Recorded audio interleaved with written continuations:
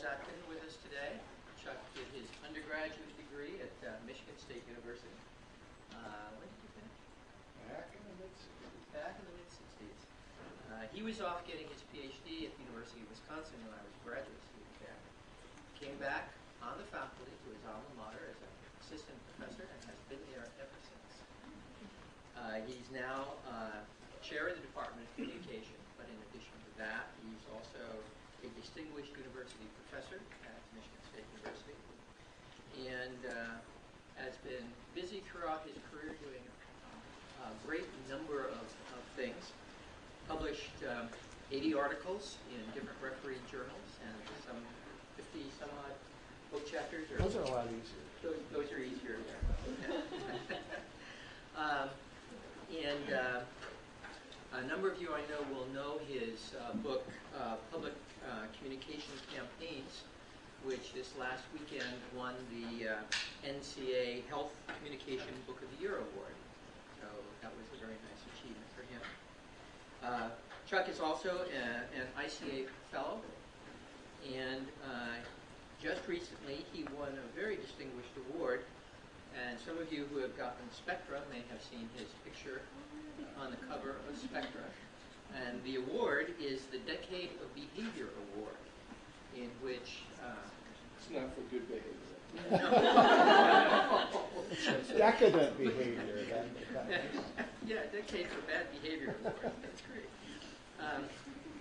And this picture shows him testifying in Congress about the decade of his work and its impact on health campaigns over those years. So it's a very distinguished award given to only 22 people a year. What was the name? No, three in all the social sciences. 3 in all of the social sciences. So it's a very distinguished award. We're really delighted to have Chuck with us here today. The topic of his talk is Promising Strategies for Media Health Campaigns Preventing Risky Drinking. Chuck, welcome to you. Thank you. Glad to be here, and especially in an audience like this that has so much potential to influence the way the media operate. And when I talked to Congress, I was advocating, well, there ought to be more public health campaigns. We ought to regulate certain kinds of bad messages. And if I had any impact, it's going to be diluted by the fact that a lot of those people who heard my presentation are they're not going to be there next year. But I will show some highlights from that presentation, and before I go into more detail with several case studies on drinking problems in society. Conventionally, the media health campaigns have a rather modest degree of effect on behavior. They're very efficient. People love to keep trying to use them in order to achieve impact.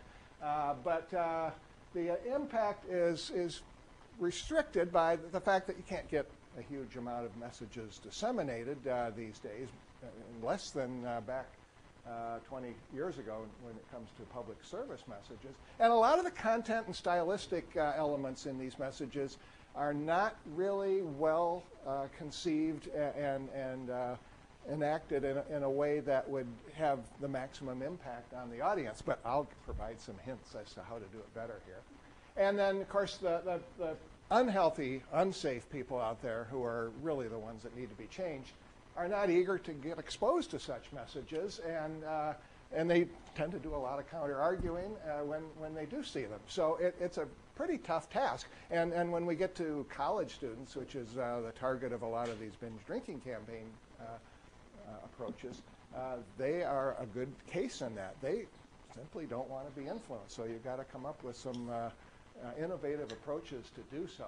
So I've been working on high-risk drinking now for 10, 20 years, related to drunk driving, and while we're dealing with automotive issues, I've done research on safety belt promotion and youth violence, gun safety, and most recent project that we're doing is a massive investigation of the role that the media can play in communication in trying to prevent breast cancer, especially by combating various types of environmental influences that can contribute to that.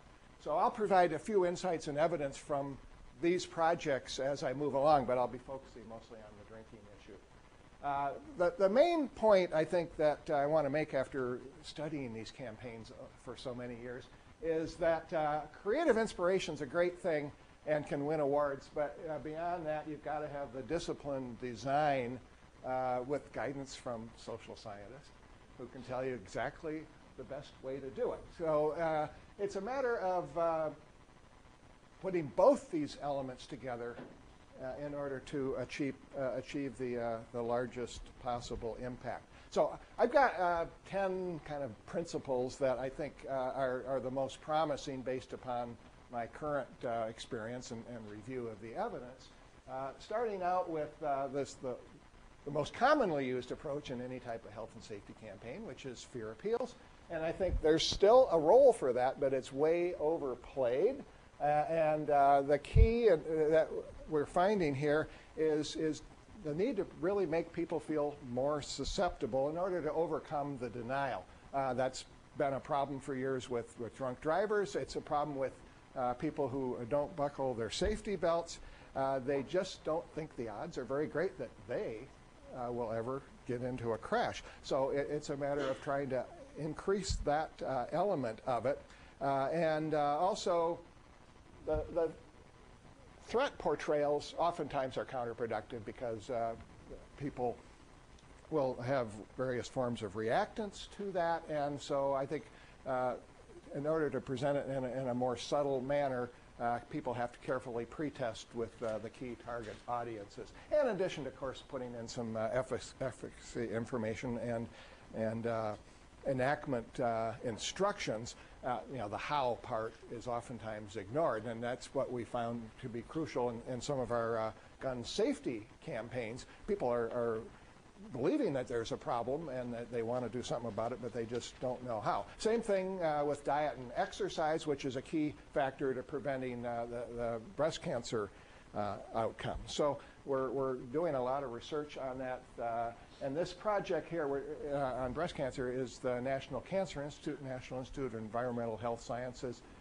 And it's one that's proving to be very challenging as well, because as you're perhaps aware, a lot of people have tried dieting and it hasn't worked for them. So we've got to come up with some better approaches there.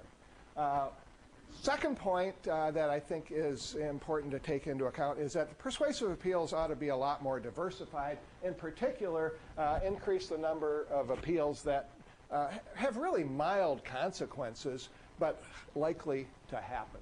And that seems to work better than the approach where they're going after some long shot, really drastic type of outcome. So in the case of drinking, for example, minor physical threats like hangovers or getting into fights and having yourself bruised up tend to work better than talking about the chance you're going to pass out and overdose and die or get into a drunk driving crash.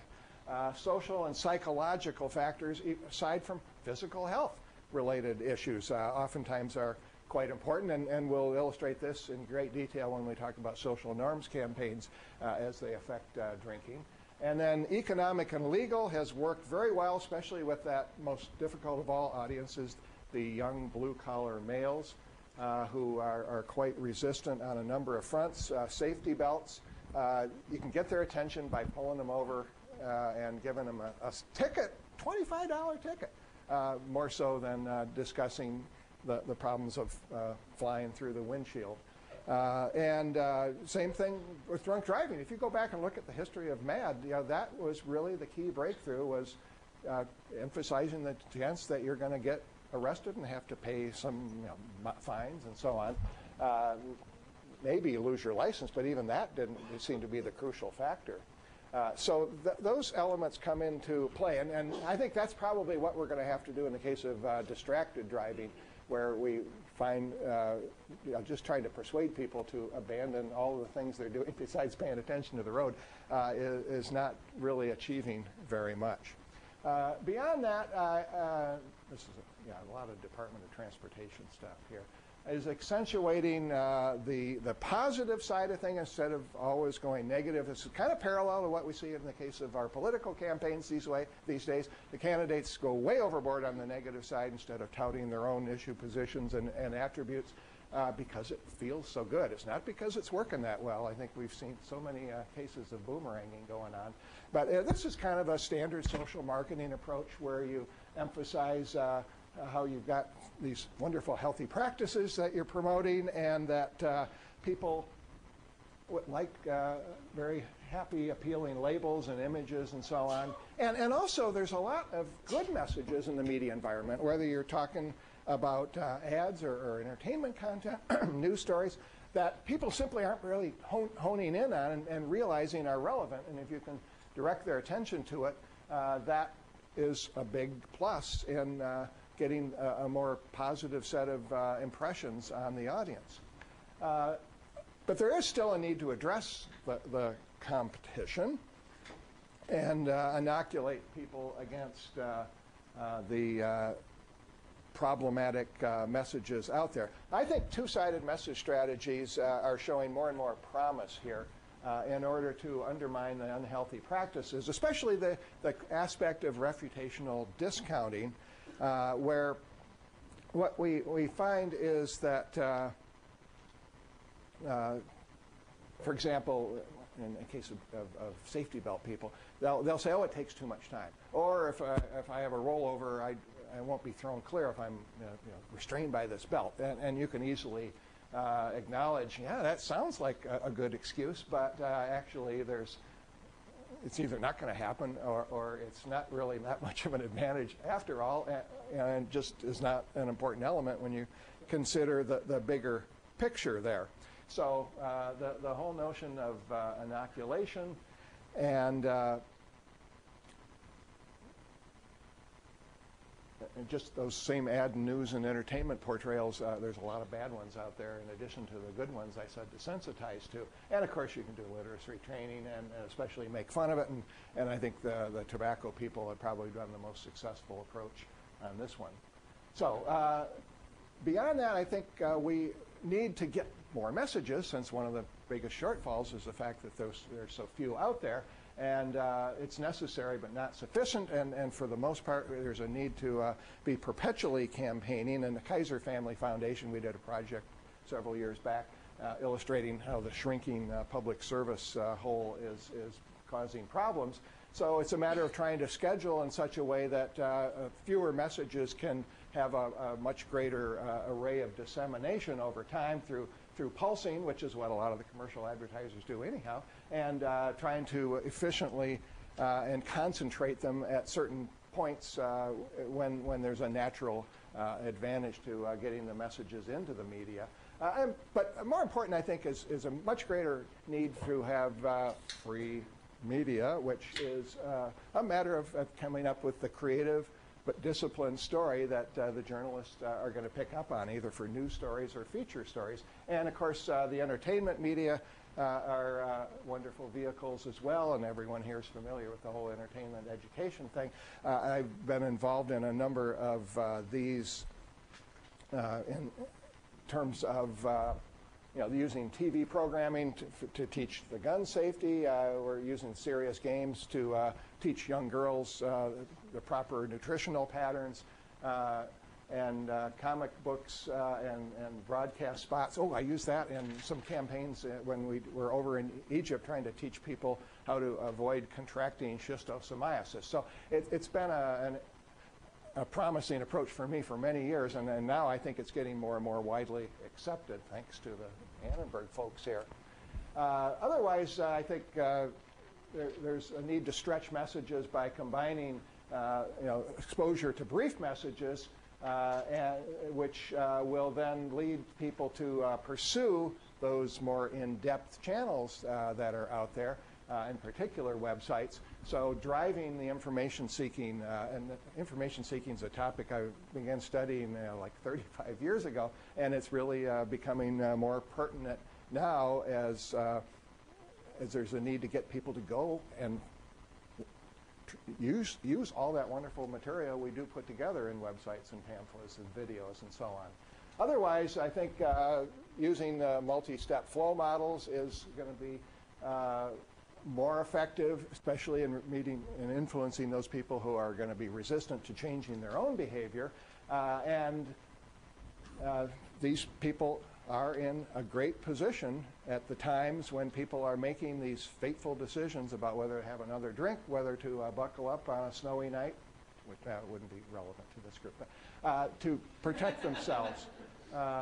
In particular, I think media advocacy is going to need to get much more emphasis as a way of getting people to change their views on certain issues that are going to be involved in environmental engineering, and that can influence the policymakers who can influence all those corruptive influences in society, and eventually have an impact on individuals, both those who are in a position to influence others and those who need to change their own behavior. And then I'll give a few examples of these from the alcohol literature that we've had some experience with lately here. And then finally, the concept that I like to promote on both sides of negative effects and positive effects of the media, strategic ambiguity, which originated back out here in the late 70s with Eric Eisenberg. It's really a nifty approach that has mostly been used by the industry to market products, but or to enhance their PR. But I think can be used on the pro-health, pro-safety side of things, using these stimuli that are versatile, such that they can hit 3 or 4 different target audiences simultaneously, and in particular, when there's recommended behaviors that people might be likely to resist, they can be softened through ambiguous approaches. And finally, using imagery and examples and so on to surmount weak cases, because a lot of things we're trying to prevent or promote, there is not a compelling type of evidence in terms of the payoff for people. So this is one that I think we're playing around with as a promising approach. I'm going to give several case examples here from the alcohol area in particular. And one project that I worked on with a grant from the Robert Wood Johnson Foundation several years ago was to look at how you can restrict advertising. That's one of the ways of addressing the competition out there, reducing the number of pro-drinking messages in the environment in this case. And what we find is that the factors that tend to make the public support restrictions, liquor advertising is the case that we were focusing on in particular, because that industry keeps pushing and pushing and thinking that they can get their ads on regular mainstream television just like the beer companies have. And actually the approaches that have been used to combat that have been pretty effective so far. It's even several years later, it still had not made a whole lot of inroads. But what we find is that some of the big predictors, positive predictors of support for restrictions, has to do with the perceived impact of these types of messages on teenage audiences. As a matter of fact, what we find is that people greatly exaggerate the extent to which they think the effects are occurring. And that they certainly believe certain media, especially television, are much more potent than other medias, media like billboards, for example, in terms of its impact on this particular audience. And that's where the resistance point has been, is televised liquor ads from the distillers like Seagram. And then people think that hard liquor is harder than soft beer, and that causes more problems, and that it's more widely abused. And that's not actually true, but it's a big predictor of whether they support those restrictions.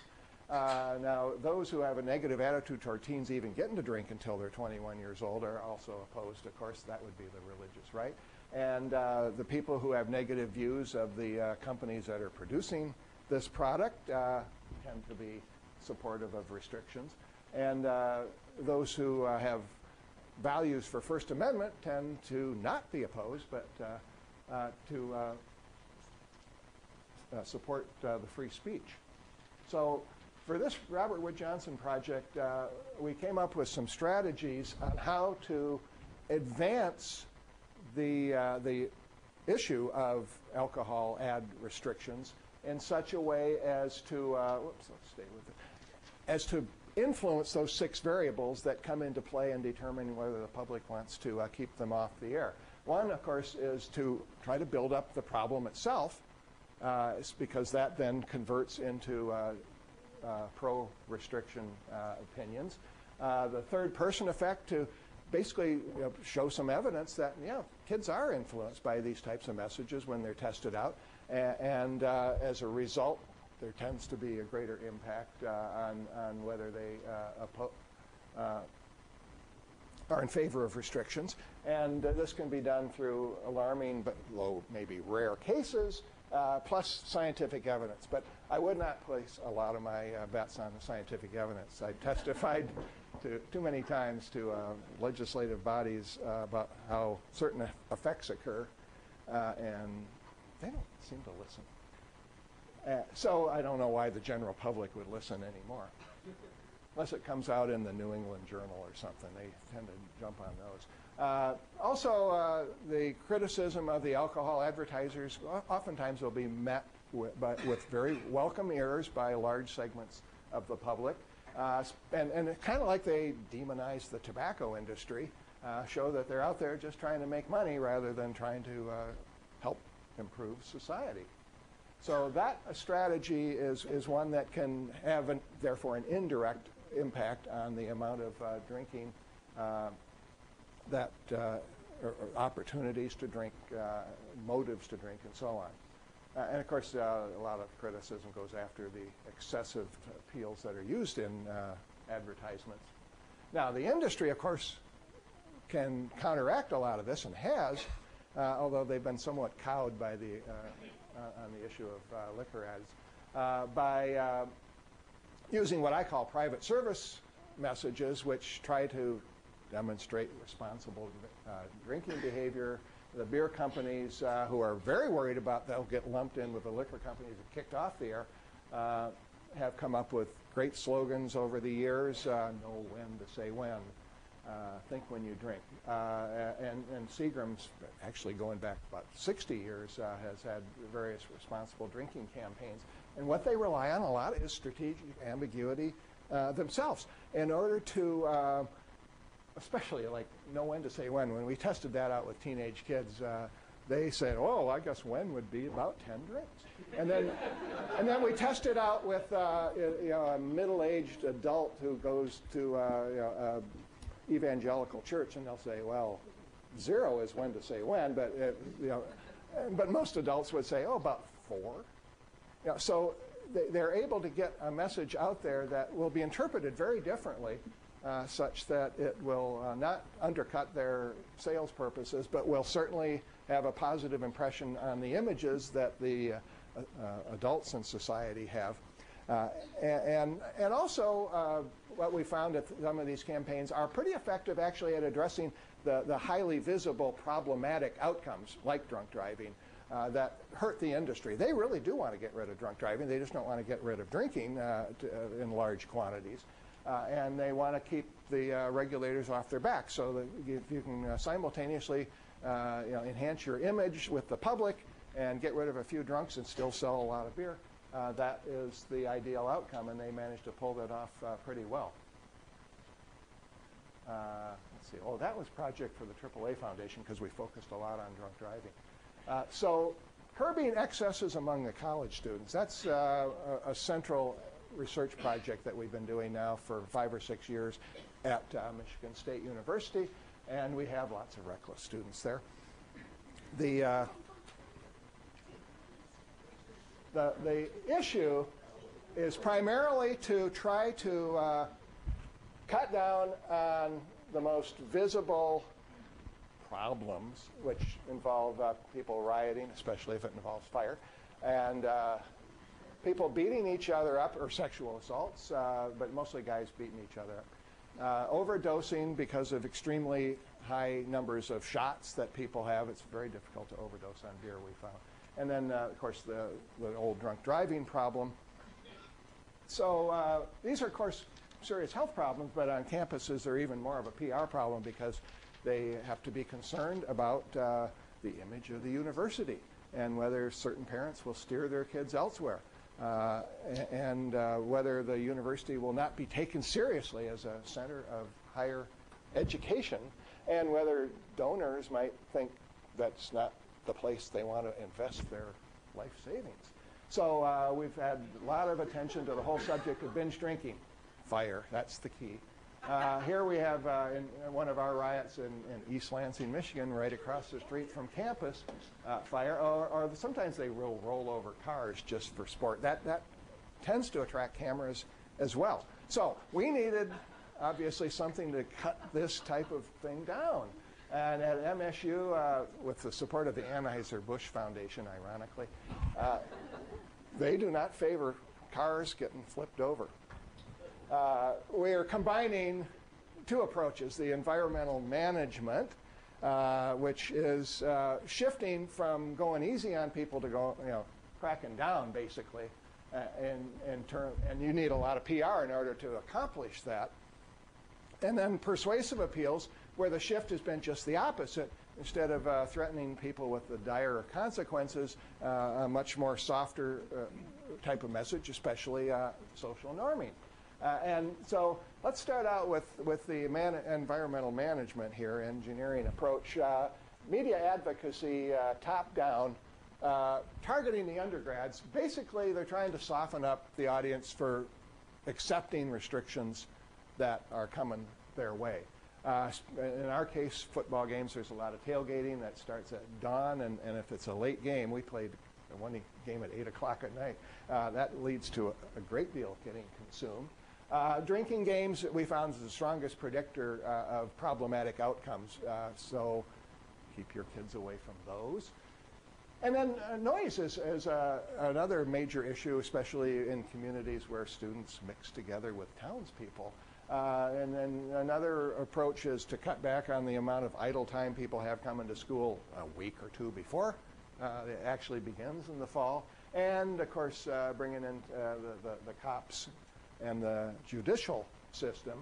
And another element of this is to try to get cooperation from the industry side, those people who are selling in party stores, serving in restaurants and bars, and advertising their wares, their drinks. So the strategy here basically is to, for university officials and health educators, is to actually avoid downplaying the incidents in order to make the problem seem that it is indeed serious, and highlight the degree of seriousness through as many channels as possible. Try to show that it's only a small number of troublemakers that are causing the bulk of the serious harm that's resulting, and trying to show that everyone will be better off if we can just get the large majority behaving responsibly.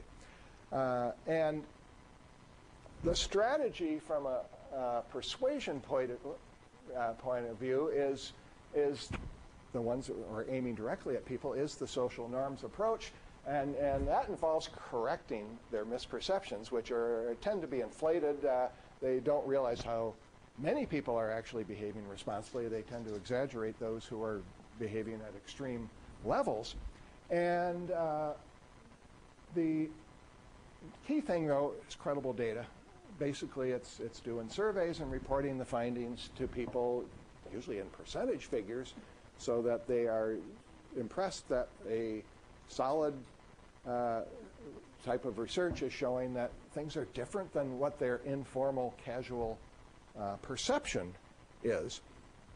And that normative information, in keeping with the soft approach, tends to be lightly packaged. I'll show you a few examples here. And then it's disseminated through the channels that are going to be most likely to reach students. Campus newspapers on many universities around the country are the best single vehicle for that, but also things that are posted on campus, table tents at dining areas, and so on. So we have gone beyond the standard approach of the social norms movement, which basically says 68% drink 4 or fewer, or 5 or fewer, to try to move beyond that and talk about celebratory occasions, which tends to be where the harm is most concentrated. Certain holidays around the year, certain events that students get up for, certain times of year. And we're also, so I'll show you a few examples of those messages as well. It's a much harder thing to eradicate, we're finding, the celebratory drinking as opposed to the routine drinking week in and week out. But we also go after quantitative-oriented approaches, trying to get freshmen, trying to get males to realize what the norm is so they can adjust their behavior. Some people actually go down to individual level norming, but that we're just trying to rely on the media in order for the larger reach. Trying to get people to reduce the frequency of occasions when they're drinking as opposed to the quantity when they do drink, and trying to get them to adopt a variety of protective behaviors, pacing how many drinks an hour they have. Students, by the way, drink more hours than older adults when it comes to alcohol consumption. So a lot of times they can consume a greater amount without reaching a higher level of BAC. But playing those games, avoiding those games, using the designated driver, having friends watch out for you and keep you either sober or alive. And so the mechanisms that we're dealing with here are to, forgot about injunctive norms. We get into not just what the description of what people are doing, but finding out what they're thinking about you, what they approve of and disapprove of. So we're trying to get the extreme drinking, the people who have 10, 12, 14 drinks, get them down a couple into the safer zone, and trying to get the large majority to continue practicing moderation or move from 6 or 7 down a couple of drinks, and trying to get the protective behaviors adopted as widely as possible, just in case irresponsible drinking does go on, and try to reduce that frequency, especially cut out the need to celebrate every possible occasion that seems to be a good idea, to take a break from your studies. So we have social norming ads here, designated driver message. You realize we have Spartans, not Trojans here, but they did have a guy who used to dress up and ride a horse around. So we talked about how a pretty high percentage of people use a designated driver, and if you're not one of those 80%, you might want to join the popular cause here. And also, we keep emphasizing, though, that the choice is up to you. Try to reduce the reactant side of things. Tailgating is a problem in terms of, and we're trying to show that most people do drink moderately, maybe because they spread it out over such a long period of time, and that people do use protective behaviors, pacing themselves, watching out for friends, drinking moderately in ordinary occasions, just regular old partying, holidays. This is one of the celebratory occasions, trying to get people, again, to stay with the same group of friends so they don't get into as much trouble. And then here's one of those injunctive norms. 94% disapprove of drinking to the point of passing out. A lot of those people who pass out think everyone wants them to. Yeah. Getting wasted. More than half the people disapprove of that. So we're going from that positive approach to a little tinge of negativeness here, but it's not quite like threatening people with great harm. St. Patrick's Day is another popular day for undergraduates around this country, and here we're talking about how much students, Irish like to brag about their drinking, but we point out that 66% of the students disapprove of bragging about getting drunk. Maybe people will cut that out a little bit. But again, it's still a light approach, trying to, it's kind of like entertainment education here. Injunctive norms, that would be Sparty. He's got a much bigger head than most mascots. But we're trying to show, that people tend to give more emphasis to academics than you think. They tend to be more in favor of moderation than you think, but it's still a personal decision. And trying to use that personal decision then to avoid people going out and pressuring others to get drunk. Sorry. How do you collect that kind of data? Because it seems to me that if you ask someone at a party whether they think that academics are their first priority, it might be different than during a weekday when they're taking a survey. I mean, isn't to some degree, like, you put yourself in a different frame of mind when you're engaged in these activities than the type of frame of mind you might have when a professor or researcher presents you with a survey? Yeah, we used to do the surveys by telephone, and they would answer when they're in their room, presumably sober. And now they do them online, which I think is the same thing. So they're not maybe in a party frame of mind at that very moment, but they can remember the last time. And we ask them about the last time. We prime that for them. What we find is surprisingly high exposure levels and believability. People are buying this, and I think a lot of this is because we carefully make sure that whatever the figure is falls within that latitude of acceptance. If you go back to some of the social psych theories of the 1950s, and not much new knowledge is gained. Instead, it's more of an impressionistic type of thing, and a lot of people believe that the messages are influencing others and themselves. The indirect strategies, though, are an important supplement, especially to getting at the real problematic drinkers here. And what we're trying to emphasize, again, is performing these practices that will protect people, and some of them are listed here. In order to motivate people to do that, what we're doing is using altruistic appeals to help people who need help. Or you help them, then they're going to help you if you happen to be in that type of situation. And the mere fact that it's widely practiced, again, more likely than you assumed before you got us to provide you with the data. You asked them to estimate what most people think? Yeah. And we make sure what the gap is. And if they already have an exaggerated perception on the good side, yeah, you don't want to correct that, right? So another key element, though, if first do no harm. Don't go around being a really high-profile drinker that people can see from all over the bar or the party with whatever antics you're doing. Try to do it a little more subtly. And the next day, the next week, the next 10 days, don't go around bragging about it. That would cause people to have these exaggerated perceptions. And that's widely disapproved anyhow. So don't do it. And that changes then the perceptual environment. And of course, don't be trying to get everybody to drink as much as you are. So here, again, the mechanism is that the norm in this case is to avoid doing these things.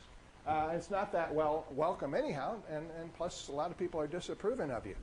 Not much reason to do it. So as a result, the social climate then becomes filled with less extreme cases for people to observe and reify into the perception that it's widely practiced. Oh, over here. Yeah, I remember about 5 years ago, there were a string of beer riots across the country associated with this movement at various campuses where the administration was cracking down on tailgates. Yeah. The press never reported these as a counter movement. People want to preserve beer zones. But on the other hand, I've never seen universities get together and say, we're making college less fun because more fun is dangerous. And but you do have things like go to a football stadium with no beer, but you have a big Miller sign. Or at the University of Iowa, they cut the band from playing a Hawkeye song, in heaven there is no beer. That's why we drink it here every time we score. And so there was a 6-month freedom of speech controversy on whether or not the band could play. And so the band could play, but no one could sing it. So the question I have is in the first half of your studies, it seems like you could have a public media-wide movement where you would say generally, we all know that we need to move in this direction. But in this particular thing, do universities, I don't see universities coming out as a general campaign saying, we're cracking down on this, nor do I see them breaking new ground like saying methamphetamine is a big new problem on campus, particularly in the Midwest or in the South. We need to crack down on this. So with this kind of public persuasion, is there sort of a difference with the standpoint you're using? Well, on the method, any type of substance problem, I think if it's not highly visible, which of course the binge drinking is, they like to try to keep it as quiet as possible, partly so as not to create a notion that it's increasing, because that does have potential for normative influences. But in terms of university officials, you talk to university presidents and they say drinking is our biggest problem on campus. Sometimes it's the legislature. But they're in a bind because the alumni don't want the kids to get drunk, but the alumni want to come to campus 6 times a year for a football game and drink all they want. So it's kind of tricky stuff. The university officials don't want kids going into those Greek houses and becoming drunks, but they like it 40 years later because the Greeks are the biggest contributor. So what do you do? It's a really difficult path to wind between. Was there an initial report about 5 years or 6 years ago where universities got together and decided to work on this issue? No, I don't think there's much coordination at all. Now, the social norm approach, has diffused and become very widely used, probably, I would say, hundreds of campuses right now. And a lot of it's modeled after what's happening on 2 or 3 key campuses that got the big federal grants back 6 years ago, foundation grants now. The industry likes social norming because it doesn't really cut into their problems very much. Let me point out that some other supplemental ways of restricting people's, the drinkers' opportunities, is to use some of the campaign to aim at figures who are in a position of authority, the people who are selling the beer to kids. And what we find is that the publicity of the problems motivates them to be receptive to private negotiations on how they can cut back on some of the more egregious practices, especially advertising drink specials or offering drink specials. They're pretty good on the 21 thing. And also there's a lot of peer influence. Within a community where there's 30 bars and they all want to try to have a unified positive image, get favorable publicity, and lean on the deviants so that they don't break with the front, the united front, and also don't make all that extra profit because they're doing that. But the enforcers, boy, cops, they're just ready to go out and arrest a bunch of kids. And they're pretty influential because they've got the weapons. Parents, the first step in the 2-step flow works fine. You can, you educate parents during welcome week, you send them letters and stuff, but it turns out that they just don't have enough impact on their 18, 21, 23-year-old student as they used to, even though students say, gosh, I really respect what my parents tell me. Not when it comes to drinking. And then we've also tried to aim at messages at faculty so they don't, talk about drunkenness and how we can't give a test on Friday because everybody's going to be out Thursday night. Faculty don't want anyone telling them what to talk about in class, so the 2-step flow just stops right there. So we have to rely on the real enforcers, the cops. They're a little more disciplined than faculty. So what we found, we've been tracking this with trend data now for 6 years. The average number of drinks per the last time you went out to a party has decreased at Michigan State from a little over 5.5 down to about 5. So that calls for my gigantic arrow to show how impressive this decrease is. Now, you might say, oh, trend analysis, there could be all sorts of confounding factors. Yes, but compare it to, we tried some quasi-experiments where we would, we'd have a big campaign one Halloween and not the next, and St. Patrick's Day, and then one game and not, man, there's too many confounding factors come into play there. One Halloween, when we had the campaign, there was also a home football game. And Yes, it was a big football game. And then correlational data, the people who see the messages, yeah, they tend to be a little bit on the goody-goody side to start with anyhow. So there's some other indicators that we use. One is the number of protective behaviors being practiced and the percentage practicing them is up.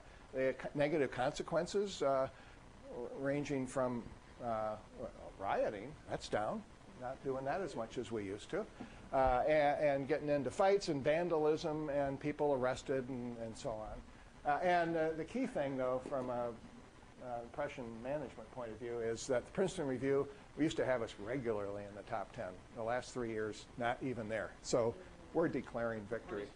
Okay. The last case I'll talk about is one that we did here at Michigan State, and that is the highly targeted campaign for 21st birthdays, which is the one occasion when the amateurs go out and consume way more than they should. Even though they might have been drinking for 3, 4, 5 years, they, for some reason, want to celebrate this occasion. So one of our grants from the Department of Education was to study the effectiveness of sending birthday cards, which happened to originate on the Michigan State campus 6, 7 years ago when one of our students overdosed doing 24 shots in just a couple of hours. You know, they wait till midnight, but they drink at home all the way till midnight, and then they go to the bar and have a bunch of more shots. The parents wanted to try to do something about it, so they send out these cards. I call it a gentle fear appeal, because it says, oh, you're turning 21, celebrate. We want you to turn 22, be responsible. But it also has the fear element played up as well, because there's, on the back side of the card, they show a picture of the sun. They talk about alcohol poisoning problem and the steps to deal with it. So it's got the educational message inserted here. And the impact has been surprisingly positive. What we find is that 2/3 of the kids talk about it with their friends or sometimes their family members. So it gets a lot more impact than just the exposure to it when they open it up. And while they're out celebrating that night, a quarter or a third, or 1/5 of the kids said that they actually thought about that card. And we did a field experiment to test out the impact. We had a number of different conditions, but the main thing that showed a difference is that if the control group who didn't get the birthday card sent, randomly selected, compared to those who did get a card, whatever version it was, were more likely to have friends, arrange for friends watching out for them. They were less likely to do shots and less likely to become drunk. It's not like we cut it in half, but it was like on a magnitude of maybe a 10% decrease on these things, which can make a difference. We also tested out whether parents could have an impact. We had a condition where they were sent a letter saying, call your kid and talk about it and remind them to be responsible, et cetera. Didn't have an impact. We did some other fear appeal messages that were tailored to gender. We told males that there are 50 men a year that drink too much on their 21st birthday and die. We told females, who tend not to die, that there are hundreds of women every year who have to go to the emergency room on their 21st birthday celebration. So we thought maybe that would add to the impact of the softer card, but it didn't really make much effect, partly because I think these were pretty standard fear appeals that people tend to deny the applicability to themselves. It doesn't have the high degree of susceptibility. So that's what we learned from that. But that birthday card approach has now been adopted on close to 200 campuses around the country. And a lot of the parents of this kid from Michigan State are signing a lot of these themselves. Let me just close by saying that based upon some of the successes we've had, I think there's a basis for cautious optimism that sophisticated strategies, whatever that means, will improve the odds of success with public service campaigns in general and alcohol prevention campaigns in particular, as long as you apply the discipline in terms of the analysis and the design of the campaign, make sure that the pathways of influence are diversified, that the array of incentives, the motives for behaving are diversified, and trying to get as much bang for the buck by stretching resources through the pulsing, through product placement, and finally combining persuasion messages aimed at the resistant individual with environmental management that serves to increase the amount of control over their behavior. Based upon that, campaigns will be more effective, and if the government would invest more in it, they would realize how major the payoff can be.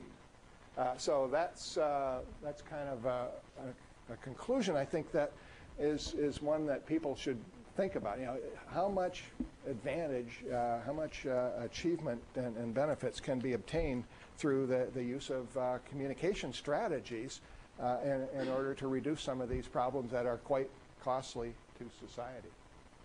Bingo.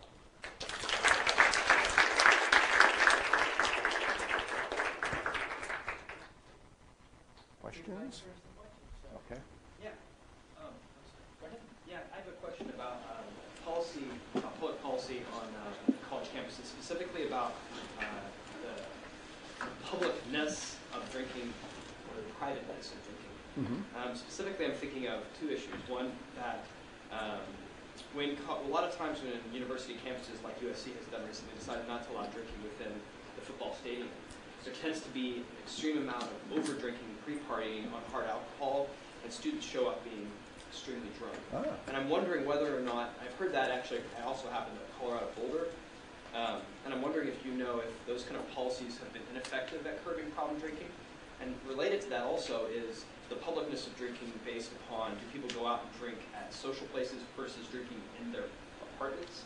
And if cracking down on the public level, making sure there is no underage drinking, making sure there's not too much drinking, actually might increase over-drinking in a private place like your apartment or your dorm room.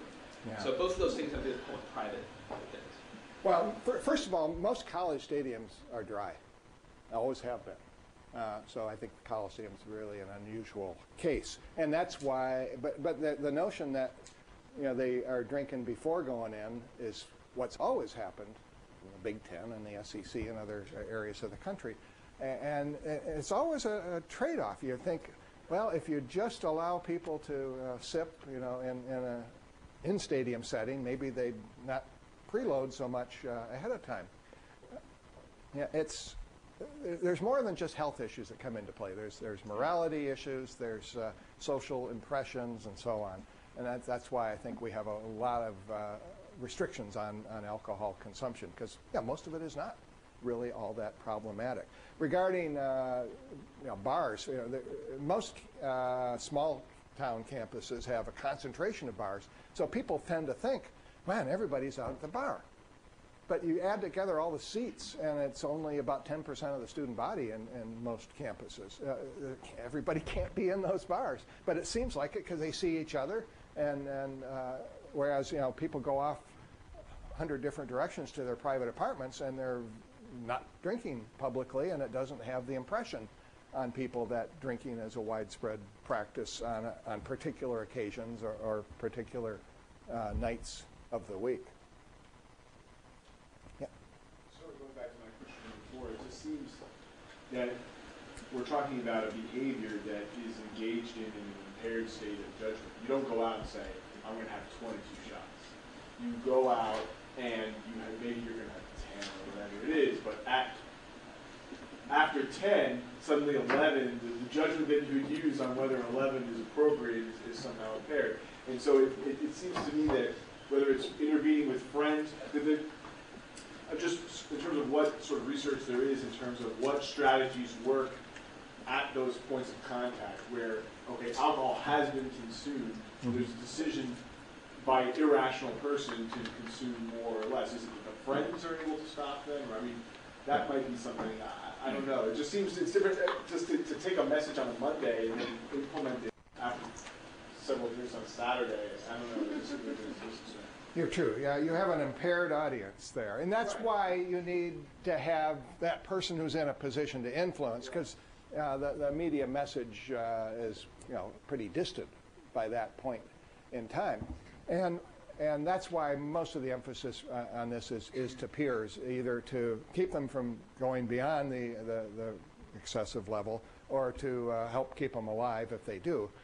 We do find, though, that a lot of times there is an intent to drink 21, say. Right. And so maybe they go a little beyond that irrationally. But they're not saying, oh, I'm going to do 10 and then just keep slipping down this to get to the 21 point. But I think what we found is that actually, it's, drinking heavily on birthdays, getting drunk, is practiced by a majority of students. So you can't say, well, the norm is to drink a reasonable amount. But people are sort of targeting, I mean, is there any research on, like, do I drink